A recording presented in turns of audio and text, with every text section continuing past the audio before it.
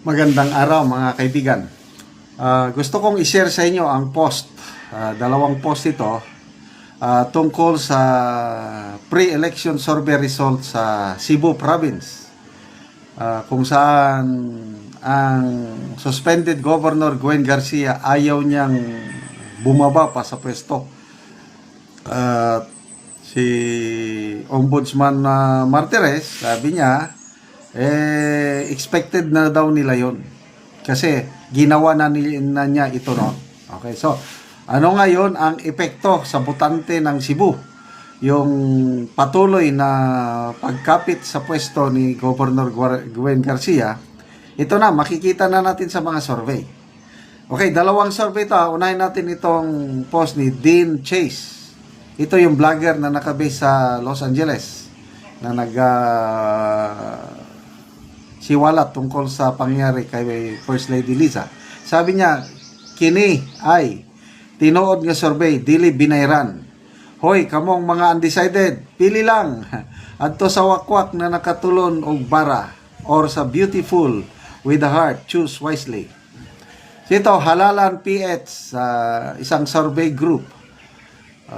Sabi dito, Halalan PH Pilipinas 2025, Governor Preference in Cebu Province offline face-to-face.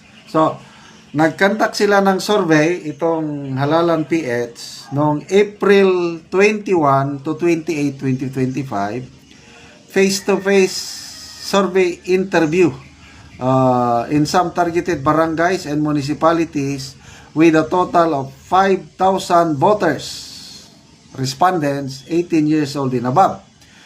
Tapos, ang tinarget nila, different sectors. Una, vendors, 25%. Professionals, 25%.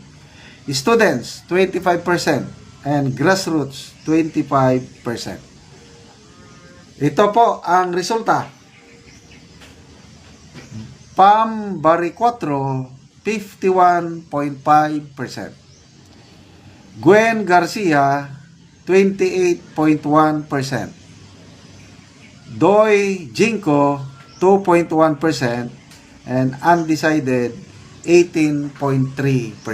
So, marami-rami pa yung undecided. So, kahit lahat ng undecided mapunta kay Gwen Garcia, panalo pa rin si Bam Baricuatro. Okay? So, ayan, magbasa lang tayo sa mga ilang comments. Almer's Roots, sabi niya, kini tinod yun ni kay sa among barangay, Syukoy, yun ang wakwak. Tawag nila wakwak. Flor de Luna Arias, maayo alisdan na si Garcia, it's her time to beauty, rest nang muna. Kay Bella, Madam Auring, ang iya nawong. Santos Fred, hala Gwen, bantay ka, ipagawas na ng mga tinaguan. Jerlyn Quiapo, nakapili nami Sir Den, sa May 12 na lang ang gipaabot. Okay. So, punta tayo sa isang survey. Sana na isang survey.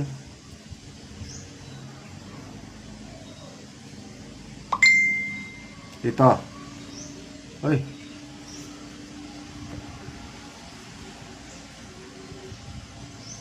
Ito naman, post ni Emil Grace Delphine. Survey po tayo, sabi niya, ang wale ay wala na si Madam Gwen. Okay. Ito naman, ang nagkandak ng survey, Boses ng Bayan Pre-Election Survey, May 1 to 5, 2025, 2,000 respondents. So, mas bago ito.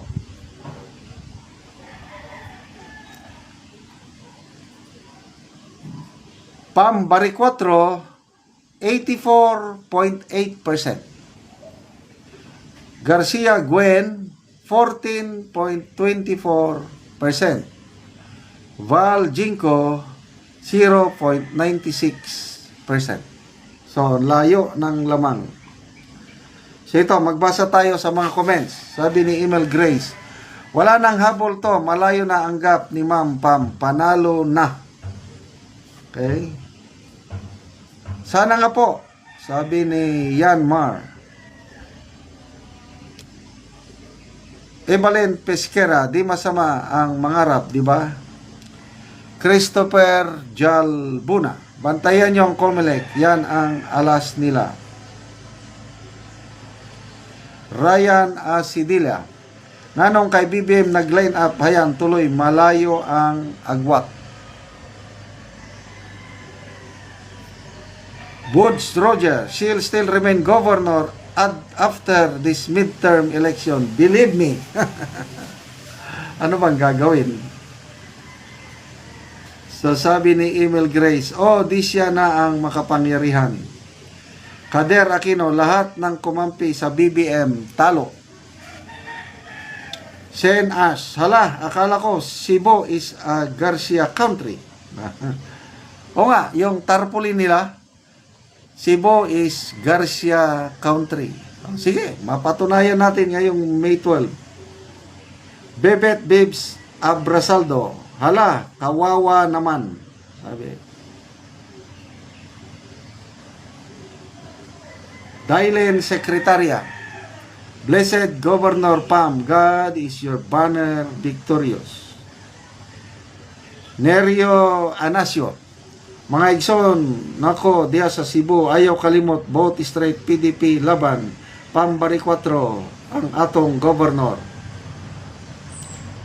Josephine Alvezo, what happened to the Garcia country? Ang bantayan, Comelec, yun na lang. Sana naman, ang Comelec, honest election lang, kasi kawawa naman yung sagradong boto ng tao, kung mahukos-focus lang. Okay? So, 4 days to go. Mga kaibigan, excited na tayo sa Mayo 12. Again, mga kapwa ko senior citizens, maaga po tayo magpunta.